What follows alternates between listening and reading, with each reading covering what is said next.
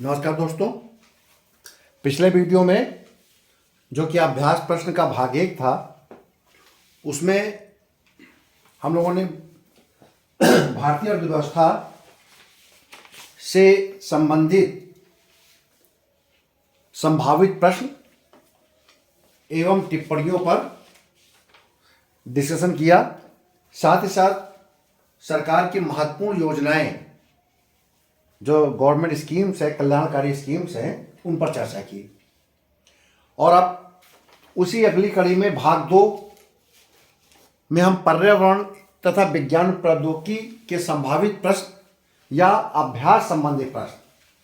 देखिए, कंपटीशन में कोई संभावित प्रश्न तो होता नहीं है, क्योंकि समान अध्ययन का जो क्षेत्र बहुत व्यापक है। लेकिन हम अगर 2-3 प्रश्नों को अच्छे से तैयार कर लें जिसमें सभी क्षेत्र समाहित हों, तो वो कंप्लीट हो सकता है। यानी कि कंपटीशन में अगर लिखित परीक्षा में आप उसके उत्तर लिखेंगे तो आपको अंक जरूर मिलेंगे, अगर आपने पहले से प्रैक्टिस कर रखा है तो भाग 1 की प्रैक्टिस आप करेंगे भारतीय अर्थव्यवस्था और उनकी योजनाओं की। अब आता है भाग 2 में पर्यावरण विज्ञान प्रौद्योगिकी। तो देखिए, मैंने एक प्रश्न छाटा है, 2 प्रश्न निकाले हैं पर्यावरण से। अगर आपने इन प्रश्नों के उत्तर लिख लिए तो आप पर्यावरण से संबंधित किसी भी प्रश्न का उत्तर आप दे लेंगे, क्योंकि इन प्रश्नों में ऐसे ऐसे टर्मिनोलॉजी का प्रयोग होगा कि उन टर्मिनोलॉजी को अगर टिप्पणी आ जाएगी उन टर्मिनोलॉजी पर, तो भी आप पर्यावरण संबंधित सभी प्रश्नों का उत्तर दे लेंगे। जैसे कि एक क्वेश्चन, ये आपका पहला क्वेश्चन है, जलवायु परिवर्तन के मुख्य कारण प्रभाव, इसे रोकने के लिए भारत और विश्व स्तर पर किए जा रहे प्रयासों का वर्णन करें। तो जब आप जलवायु परिवर्तन के मुख्य कारण में सबसे पहले आप जलवायु परिवर्तन को समझेंगे कि जलवायु परिवर्तन है क्या, उसको बताएंगे। जलवायु परिवर्तन को 2007 में मौसम में परिवर्तन शब्द आया था, उसको भी हम क्लाइमेट चेंज कहेंगे। मौसम में परिवर्तन और जलवायु परिवर्तन भी क्लाइमेट चेंज है। 2007 का क्वेश्चन है। संभावना है कि कैसा भी प्रश्न बन जाए, जुड़ता समय उसका जो पर्यावरण में कोई प्रश्न होगा, जो उसका उत्तर है सब में एक जैसे लिखे जाएंगे और सबके निदान भी एक ही जैसे होंगे। अगर प्रदूषण फैल रहा है, एनवायरनमेंट में अगर विपरीत परिस्थिति आ रही है, तो जलवायु परिवर्तन वह दीर्घकालिक प्रक्रिया है जिसमें पृथ्वी का तापमान, वर्षा, वायुमंडलीय दशाएं और मौसमी पैटर्न में परिवर्तन होता है। ठीक है, जलवायु परिवर्तन कोई एक दिन का बदलाव नहीं है, ये दीर्घकालिक प्रक्रिया है जब जलवायु परिवर्तित होती है। और इस जलवायु परिवर्तन में आता क्या क्या है? तापमान आएगा पृथ्वी का, वर्षा का बदलाव आएगा, वायुमंडलीय दशाओं में बदलाव आएगा और मौसमी पैटर्न में परिवर्तन होगा, तो जलवायु परिवर्तन हो जाएगी। और यह परिवर्तन प्राकृतिक कारणों से हो सकता है, मानवीय कारणों से भी होता है। ठीक है, तो आप इसे अंदर लिखेंगे कि प्राकृतिक कारण में क्या क्या होगा। प्राकृतिक कारण में ज्वालामुखी विस्फोट हो सकता है, सौर विकिरण हो सकता है, महासागरीय धाराएं, जिसमें आपने एल नीनो, ला नीनो कहते हैं, इसको आप डिफाइन कर लीजिएगा, एल नीनो, ला नीनो। और मानव जनित कारण में क्या होता है, इसको बोलते हैं एंथ्रोपोजेनिक काजेज होता है। उसमें क्या क्या है, तो देखिए, मैं टर्मिनोलॉजी का इस्तेमाल कर रहा हूं और ये पर्यावरण में ये सब, इन शब्द को आप डिटेल में जरूर लिख लीजिएगा। ग्रीन हाउस गैस का उत्सर्जन, वनों की कटाई, औद्योगिक और कृषि गतिविधियां, ग्रीन हाउस गैसों का वायुमंडल में बढ़ोतरी, आपका कार्बन डाइऑक्साइड, प्लास्टिक तथा अपशिष्ट। अब आता है जलवायु परिवर्तन का प्रभाव क्या होगा। प्रभाव क्या होगा आप देख ही रहे, कहते हैं कि क्लाइमेट चेंज का ऐसा हो गया। क्या क्या हो गया? ग्लोबल वार्मिंग हो रही है, गर्मी में सर्दी हो रही है, सर्दी में गर्मी होने लगी। ठीक है, बरसात में अचानक ठंडक आ जाती है और ठंडक में अचानक गर्मी का तापमान बढ़ जाता है, जैसे आप देख रहे हैं। समुद्री जल स्तर में वृद्धि हो जाती है जलवायु परिवर्तन के कारण। प्राकृतिक आपदाएं आती हैं, तूफान, बाढ़, सूखा, जंगल में आग, ये सब जलवायु परिवर्तन का कारण है। आर्थिक प्रभाव क्या हो रहा है?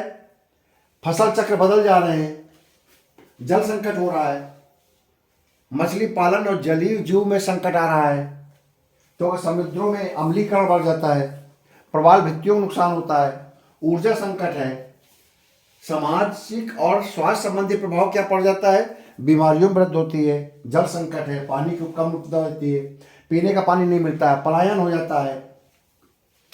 फिर आता है कि आप इसे रोकने के लिए भारत और विश्व क्या कर रहा है? भारत और विश्व ने, आपने देखा होगा, IPCC, inter governmental panel of climate change, IPCC एक नॉन गवर्नमेंट एजेंसी बनाई है यूनाइटेड नेशन ने। वो हर साल जलवायु परिवर्तनों का अध्ययन करते अपने रिपोर्ट देता है। फुल फॉर्म भी आ सकता है आईपीसीसी का, ठीक है। भारत सरकार ने क्या प्रयास किया है? जो सरकारी योजनाएं आप पढ़ रहे हैं ना, तो वो कहीं ना कहीं योजनाएं ग्लोबल वार्मिंग के दृष्टिगत और जलवायु परिवर्तन के कारण ही योजनाएं सरकार बनाती है, जिसमें यह प्रयास किया जाता है कि प्रदूषण को पर्यावरणीय प्रदूषण को बढ़ाने वाली चीज़ों को धीरे धीरे हटाया जाए। इसीलिए Kyoto protocol, Montreal protocol, Paris आपका एग्रीमेंट, ये सब हुए थे। भारत ने भी एनएपीसीसी आपने 8 क्षेत्रों पर विगत 2008 से 8 क्षेत्रों पर लगातार काम कर रहा है। जलवायु परिवर्तन को रोकने के लिए कोशिश कर रहा है कि पर्यावरण को नुकसान पहुंचाने वाली चीज़ों को कम से कम कर दिया जाए। जैसे भारत राष्ट्रीय सौर मिशन की स्थापना किया, सौर ऊर्जा का संरक्षण होगा। राष्ट्रीय ऊर्जा दक्षता मिशन, ऊर्जा संरक्षण के प्रयास किया। राष्ट्रीय जल मिशन, जल के संरक्षण के लिए बनाया। राष्ट्रीय हरित भारत मिशन, वनीकरण को बढ़ावा दिया। राष्ट्रीय सतत कृषि मिशन, जलवायु अनुकूल कृषि के लिए प्रयास किया। और राष्ट्रीय हिमालय परिस्थिति मिशन, हिमालय के इकोसिस्टम को बदलाव लाने के लिए प्रयास किया। राष्ट्रीय सतत आवासीय मिशन, ग्रीन बिल्डिंग की बात चल रही है कि अधिक से अधिक हरित बिल्डिंग की जाए जो कि पर्यावरण को नुकसान न पहुंचाती हो। और राष्ट्रीय वायु मिशन, वायु प्रदूषण को रोकने के लिए सरकार तमाम नीतियां अपना रही है। तो इस प्रकार से भारत सरकार ये कदम उठा रहा है। अंतर्राष्ट्रीय स्तर पर क्योटो प्रोटोकॉल हुआ।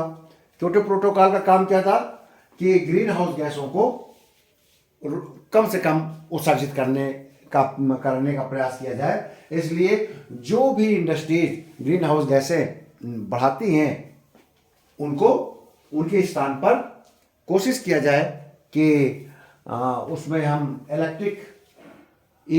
इलेक्ट्रिक मशीनरी, आपका इलेक्ट्रॉनिक का जो है मशीनरी, इसके अलावा सौर ऊर्जा, आपका हाइड्रोजन एनर्जी, इनका इस्तेमाल करें।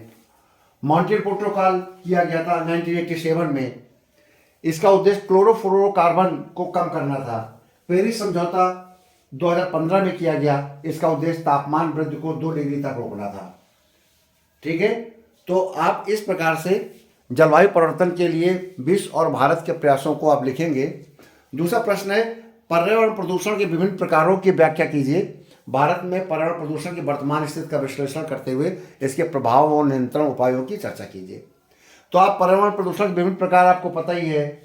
आप ये क्योंकि इसलिए प्रश्न को तैयार कर लीजिएगा क्योंकि ये निबंध में भी आ सकते हैं।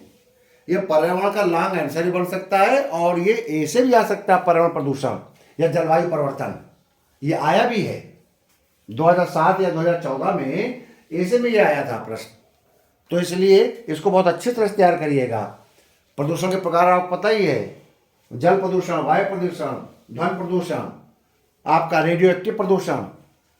तो इस प्रकार के तमाम प्रकार के प्रदूषण हैं और ये उनमें बताएंगे कि प्रदूषण किस प्रकार से फैलता है। आप यही बताएंगे कि इसके कारण क्या है, आप यही बताएंगे कि इसको कैसे रोका जा सकता है। रोके जाने में क्या है, वही आप जो जलवायु प्रदूषण के लिए अभी हमने बताया आपको रोकने के उपाय, अंतर्राष्ट्रीय उपाय, Montreal protocol, Kyoto protocol, Paris समझौता, ये सब प्रदूषण के ही रोकने के लिए है। तो चाहे जलवायु परिवर्तन भी इसी जुड़ा हुआ है भाई, पर्यावरण प्रदूषण से ही तो जलवायु परिवर्तन होता है। जलवायु परिवर्तन अपने आप तो होता नहीं है। जब पर्यावरण प्रदूषण होगा तो तापमान बढ़ेगा, हिमखंड आपके पिघलेंगे, ला नीनो एल नीनो, महासागरीय धाराओं में बदलाव आएगा, चक्रवात होगा, ये सब पर्यावरण प्रदूषण कारण ही है। कोई चीज़ें वायु प्रदूषण कारण होगा, कुछ जल प्रदूषण कारण होगा, कुछ आपके रेडियो एक्टिव प्रदूषण कारण होगा, लेकिन ये सब एक दूसरे से जुड़े हैं। तो इसलिए आप इन दोनों प्रश्नों को उत्तर लिखिएगा। कहीं समस्या आती है उत्तर लिखने में, या कोई दिक्कत आ रही है, या लगता है कि इसको कहाँ से इसको कैसे लिखा जाए, किन किन चीज़ों को शामिल किया जाए, तो आप टिप्पणी कीजिए, कमेंट्स कीजिएगा। भरसक प्रयास करूँगा कि अब अगले 10 दिन के अंदर मैं आपकी हर जिज्ञासा, हर समस्या को कुछ हद तक उसको दूर कर सकूं, क्योंकि समय अवधि जब आपके पास कम बचा है, मेरे पास भी है, समय निश्चित है और आपको भी बड़ा सिलेबस कंप्लीट करना है। तो मैं तो केवल आपको संकेत दे रहा हूं कि इन सब चीज़ों को जरूर तैयार कर लीजिएगा। ये मेरे संकेत हैं, मेरे संकेतों को समझिएगा लक्ष्य तक पहुंचने के लिए। अगर आपने संकेतों को समझ लिया तो आप लक्ष्य पहुंच जाएंगे, क्योंकि कहते हैं कि कोई न कोई साधन या आपको कोई दिखे, कोई राह दिखे और उसको थोड़ा से आप उस राह में चलने लगे और कुछ विश्वास के साथ, तो कभी कभी मंजिल आपको मिल जाती है। ठीक है ना? तो जब आपको कोई रास्ता ना मिले और ऐसे प्रश्नों को आपके सामने आ जाएं, तो आपको कुछ रास्ता दिखने लगता है कि कम से कम ये तो पता चल रहा है कि पर्यावरण विज्ञान प्रौद्योगिकी से कैसे प्रश्न आ सकता है। तो देखिए, टिप्पणियों को देखिए, समय कम है। टिप्पणियां को आ सकता है नैनो कोटेड उर्वरक, सर्च मारिए COP29। ये COP ये पर्यावरण प्रदूषण पर अंतर्राष्ट्रीय सम्मेलन होते हैं हर साल, और हर साल जब होता है तो उसका नंबर चेंज होता है। देखिए, इस साल COP29 है। इसका फुल फॉर्म होता है कॉन्फ्रेंस ऑफ पार्टीज। विभिन्न देशों के लोग बैठते हैं और प्रदूषण, पर्यावरण स्थिति, जलवायु परिवर्तन पर डिस्कशन करते हैं। तो देखिएगा, COP29 हाल में हुआ था। DRDO पता ही है आपको, डिफेंस रिसर्च डेवलपमेंट ऑर्गेनाइजेशन। आप इसका वर्णन करिए 50 शब्दों में। कौन कौन सी मिसाइलें को इसने बनाया, इस पर लिखिए। मैंग्रोव वनस्पति बहुत इंपॉर्टेंट है, ये जलीय प्रदूषण को रोकता है, आजकल बहुत चर्चा में है। मीथेन उत्सर्जन, ये प्रदूषण को बहुत बढ़ाने वाली गैस है। ये खासतौर से कृषि में धान वगैरह से निकलती है और काफ़ी नुकसानदेह आपके वायुमंडल को। अल नीनो, ला नीना, इन दोनों को जरूर करिए। ये महासागरीय धाराओं को परिवर्तित करते हैं, जिससे बड़े बड़े तूफान और समुद्री झंझावत आते हैं। अगला है डिजिटल अरेस्ट, आजकल बहुत चर्चित शब्दावली है। ग्रीन हाउस गैसें, जो ग्रीन हाउस गैसों के रूप में जानते हैं उनको आप रखिए। ह्यूमन मेटा न्यूमो वायरस, अभी कोविड-19 की तरह ये HMPV फैला हुआ था, टिप्पणी आ सकती है। कोविड-19 टिप्पणी आ सकती है, क्योंकि 14 और 18 में ये टिप्पणी नहीं आई थी। उस समय ज़बरदस्त कोरोना फैला हुआ था 2020 में, जब 19-20 में, लेकिन उस समय नहीं आया था, आ सकता है। पिनाका, ये मल्टी वायरल प्रक्षेपास्त्र है, इसको तैयार करिए, आजकल अभी चर्चित रहा है अक्टूबर-नवंबर में। अग्नि 4, इसको जरूर तैयार करिए। ईमेल, क्योंकि कंप्यूटर से और इंटरनेट से संबंधित क्वेश्चन जरूर आता है।